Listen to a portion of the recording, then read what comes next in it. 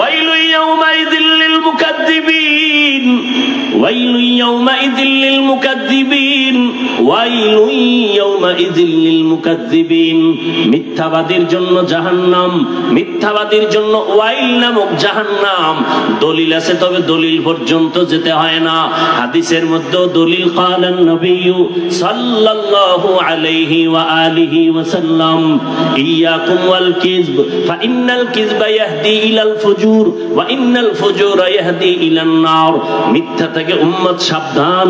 মিথ্যা মানুষকে চূড়ান্ত খারাপের দিকে নিয়ে যায়, খারাপের পরিণাম ফল হলো জাহান্নাম। জাহান্নাম বড় ভয়ঙ্কর জায়গা। মিথ্যা বলা মহাপাপ। এটা মাও পছন্দ করে না, সন্তান মিথ্যা বলবে, সন্তানও পছন্দ করে না মা বাবা মিথ্যা কথা বলবে। এমন কি কোনো বিধর্মীয় মিথ্যা কথা পছন্দ করে না।